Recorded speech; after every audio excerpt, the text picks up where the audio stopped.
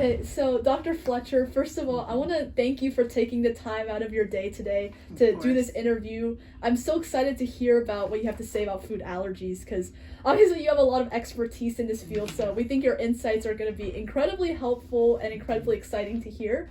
So without further ado, we'll begin with the questions. Okay. So my first two questions are going to be just kind of about general perspectives on food allergies. So my first question is, in the course of your time at Raleigh Children and Adolescents, have you seen significant changes in food allergy prevalence? And if so, is it getting better or worse? Yeah. So I started at Raleigh Children's in 2008.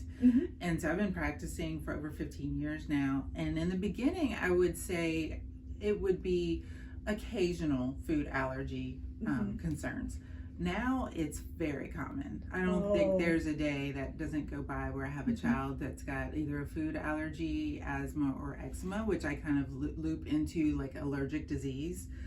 And so it was an interesting question, so much so that I went to the CDC website, and it does say from 2007, the year before I started here, to 2021, it's gone up by 50%. Oh my God. Yeah. So it's not just like my perception. It's definitely based on research that it's increased. Right. So like, yeah, you were basically saying that like it's definitely gotten worse. Like we've seen a dramatic rise. How would you say it's affected the way you practice like pediatric medicine? That's a good question. So every wellness visit, we do ask about diet and nutrition. And so I've started asking more commonly and at an earlier age about food allergies. When I first started practicing, I'd probably start asking around age 3, because that's when kids may be going to preschool, and so they're, they may be getting a diet outside of the house. So it was important to ask definitely by 3, but now I'm asking at 6 months of age when they start introducing solid foods, because of the increased prevalence, and it's also increasing in younger age group. Right. So because it's you're seeing more food allergies in like younger children, you're starting to ask and kind of talk about food allergies at like an earlier age, basically. Exactly. Wow. And probably more often. I think I make it a routine question in a lot of my wellness visits before age 5. Oh, okay. That's very interesting. So it seems that the dramatic rise of food allergies has significantly impacted how you address allergies like in children. So that's very interesting. So going off of that, what would you say are the most common food allergies you encounter in your practice, and how do they typically present in children and adolescents? Great question. So I told you about the cutoff between like 3, younger and older than 3. Right. So before 3, it tends to be more milk, egg, wheat type allergies. And then after 3, it tends to be more tree nuts, peanuts, fish, and shellfish. And one other reason why that's important to distinguish those 2 groups is after 3, you're more likely to continue that food allergy for your lifetime, whereas milk and egg before 3, you're more likely to grow out of. Oh, okay. Yeah. I see. So that's very interesting. So like different food allergies, like different ages. Yeah. And then you'd also asked a good question about how they present. When they're younger, it tends to be more like skin conditions, like eczema, maybe vomiting is another common presentation of the younger babies and infants. And then older kids can be more classic allergy symptoms like hives, facial swelling. There might be wheezing, vomiting with them as well. And then the thing that everyone wants to never see is anaphylaxis, where it's the life-threatening. That's when your throat like closes up. Closing up. You might have throat itching in the beginning, and then throat swelling. And then as your body is stressed, you might pass out, and then that's an emergency. Right. Well, thank you. Thank you for that. So now going into more like clinical management. So are there any protocols for diagnosing a food allergy in a child? And if so, could you give us some details? Sure. So the first thing that's probably the most helpful is to get a history from the parents about the diet immediately before the reaction. Do they suspect a trigger? And then if we can pinpoint which foods could be the culprit, then we can, in our office, we can refer to get some blood testing for IgE, which is an antibody that's common with allergies. But if we highly suspect it, I'm more likely to refer to the allergist to do the testing, because they may prefer to do skin testing and or blood testing. They'll decide based on the history. And then depending on those results, they may do a food challenge to confirm. Okay, so basically it's like you ask about the history, try to get an idea of whether they may have that food allergy or not. Then they're referred to someone who like is more like specializes in allergies. Correct. And if needed, they do like, so food allergy testing is basically when they have the kids try like certain foods to see if it will cause a reaction. Basically. Right. They may, so that it can be helpful to rule in but more likely to rule out. So if all the tests come back negative, or let's say it's hard to interpret, it's kind of borderline, then they may resort to a food challenge, which you never want to do. Big disclaimer, you never want to do at home without the advice of a physician and hopefully supervision. It can be very like high risk. Especially so it's definitely important to do it like in a controlled setting. Okay, that's very interesting. So are there any challenges or gaps in current diagnostic tools? I mean, I know you were talking about like how food testing can be pretty like risky. Are there others? So even the results can be challenging because, I'll say with the blood test and the IgE levels, that's probably why it's preferred for a specialist to interpret them, because there are various severities, and sometimes it'll be borderline. And I don't know if I can interpret that as negative or should I interpret that as positive. And there are real false positives where you get a positive and then ultimately it's not a food allergy. And that can be challenging because you'd hate to tell someone, to eliminate a whole food from their diet that they wouldn't even have a reaction to, and might cause unnecessary anxiety in the family as well. So that can be challenging. Right. So it seems like a lot of it's just with like the accuracy of food allergy tests. Like it's hard to know exactly like if it's exactly accurate, basically. Right. Okay. Yeah. So, can you share your approach to managing children with like severe allergies, like emergency preparedness, lifestyle adjustments, things like that? Great question. So the first thing, and probably the most important, is to talk about prevention. So, and reading labels. So education of parents, any caregivers. Thankfully, the FDA has required the label to be bolded if there is a common, like top 10 allergy listed in the product. So education and prevention, number one. And then two, making sure they do have an emergency auto injector with with an epinephrine. And an action plan for school, daycare, camps, etc. That's up to date. Right. So the action plan is like kind of what would you do in the case of an emergency, like making sure you're basically ready to handle any emergency. And you never know who's looking at this action plan. It may not be a nurse, it may not be a medical professional or someone who's even familiar with food allergies. So the action plan also has symptoms that are mild, and maybe you can just give Benadryl, or severe, and then you'd want to go ahead and give that auto injector. I see. Yeah. Okay. Yeah, that's that makes a lot of sense. Yeah. So always like be prepared. So so now going more into like the educational and awareness perspective, do you provide any educational resources or support to families of children who are newly diagnosed with food allergies? And if so, could you give us some details about that? Yeah. So the good thing about having a computer electronic medical record is that when we put a diagnosis in the chart, we are able to publish kind of basic information for parent education to the chart in the portal, so they can read about general information. So that's a great resource. And then we also like to use healthychildren.org.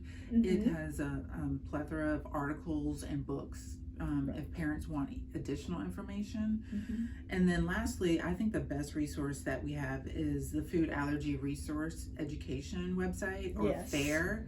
And they're the ones that you can actually get free. You can download free action plans on their website in English and Spanish. Oh, okay. So it's like accessible for people who might not necessarily speak English as well, basically. Exactly. That's great. Has information about food allergies, reading labels, lifestyle, even some social issues that we'll probably get into about like preventing bullying. Right. Okay. Yeah, so going off a little bit about that, how do you advise parents to advocate for their children's needs in like social or school settings? I think really just a lot of education with any caregiver outside the home and even in the home. So babysitters need to be aware of their food allergies, providing alternative food and nutritional sources to daycares and schools. Those action plans, making sure they're at camps as well. And then if there's an EpiPen involved, making sure everyone has their own supply.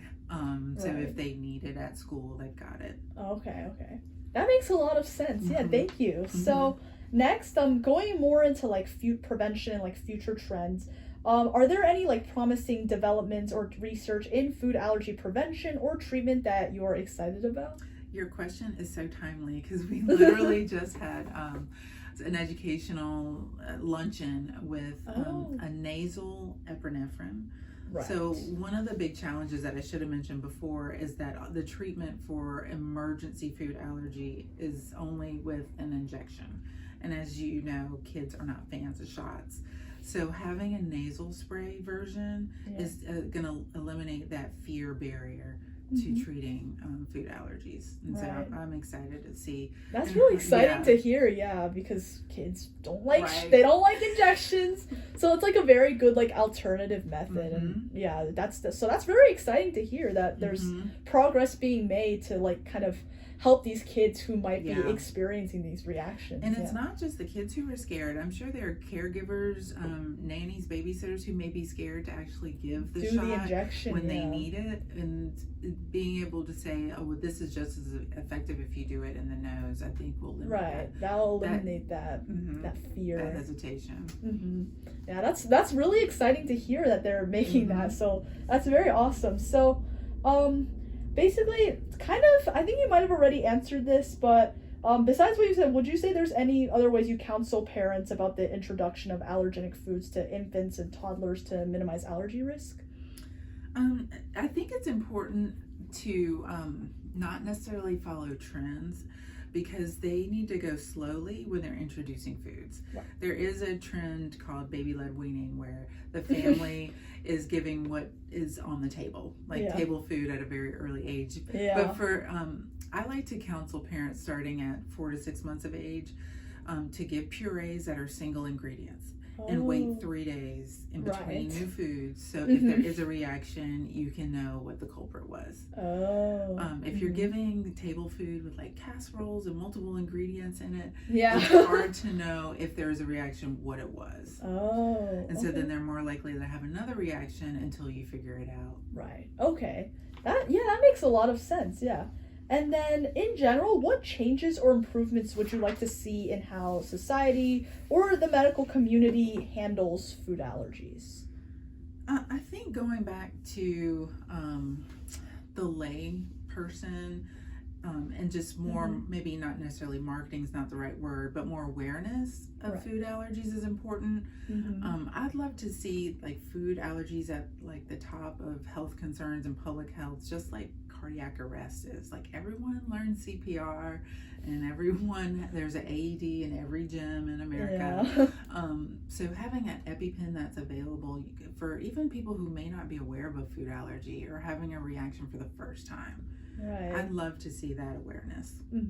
So like basically just be like you said, like maybe in public spacing, having resources available To for everyone, not just the Right. families that have the burden of food allergies. But just to everyone in general, someone who might experience a reaction, or maybe if there is someone experiencing, or maybe someone who can like come help them, kind of. Yeah, because you never know, and this could happen to your friend, your neighbor. You might have a birthday party. And someone has never had that food for the first time. So just having that awareness and availability of treatment. Yeah, for sure. That makes a lot of sense, because I feel like, food allergies are such a widespread issue. Like, they affect so many people, but there's not enough being done to address these food allergies. And also, like you said, in public, like, there's not enough like preventative measures kind of being taken, or ways to like basically treat like emergency reactions, or just reactions in general. Right. Like, there doesn't seem to be enough done. So I think what you said makes a ton of sense.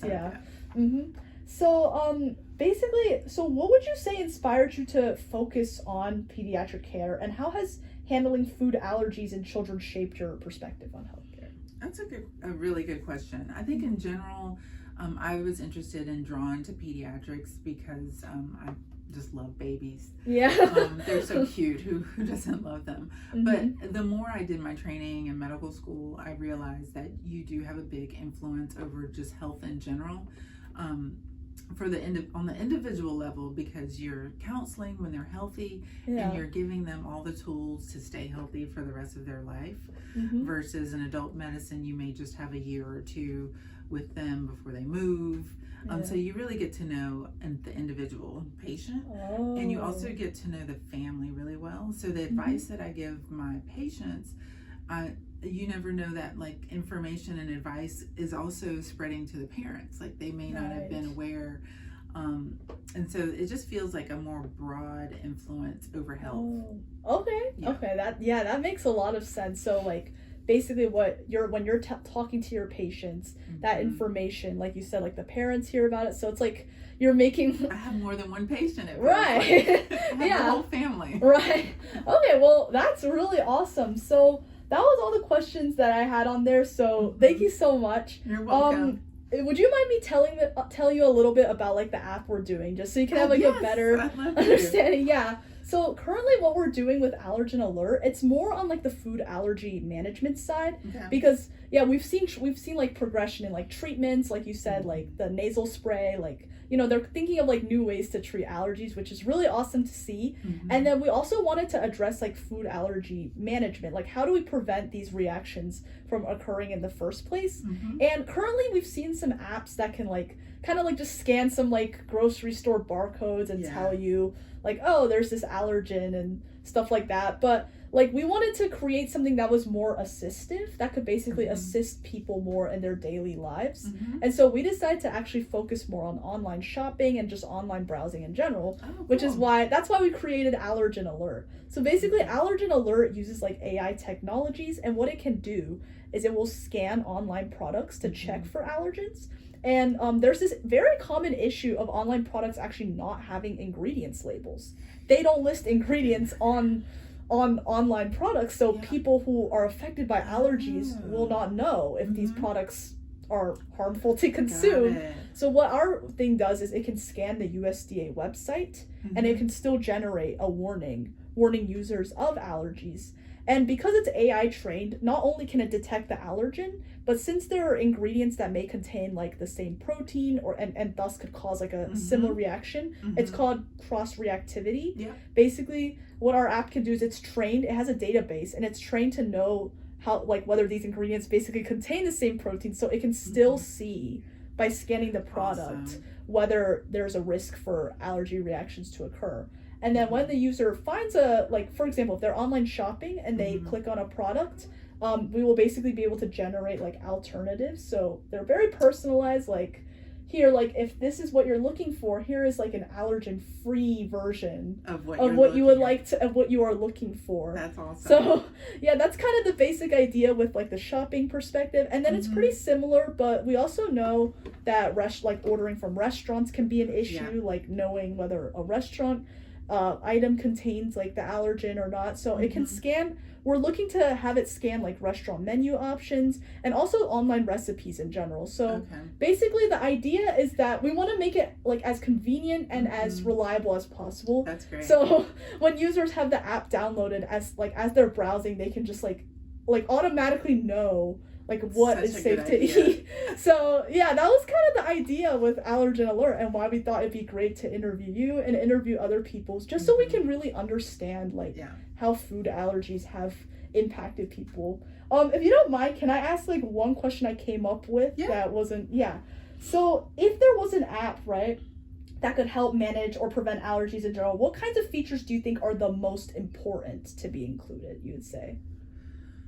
I think having the top like 9 to 10 food allergens would be important, because there is a little bit of misconception among parents that certain food is more of like a indigestion and digestive problem and not a real food allergy. So targeting real food allergies, most common food allergies, and I think if it's like ease of use where you're online shopping, that's great, because that's where a lot of people are shopping now, or if you're in the grocery store. And I think having the restaurant is a great idea. I don't know if I would have thought about that, but that's great. Right, yeah, because I've spoken with the head of our school, and she talks about how when she's ordering from a restaurant, like there's this lack of like food allergy awareness in restaurants. And so when she asks like the waiters, right, like, does this contain tree nuts, because she has a tree nuts allergy, the waiter will be like, I don't really know, like not really take it seriously, either because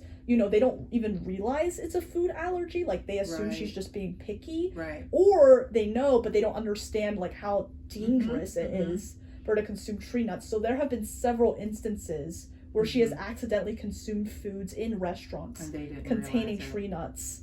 And a similar situation would be with sesame. There might be a paste like tahini that has it, or like having a food product that people just aren't aware of culturally that has it. I think that's great. Just like not just the tree nut or the name of the ingredient, but the food products as well. Right. Yeah, that makes a lot of sense. Okay, so that was all my questions. So that was really awesome. Once again, thank you so much for taking the time.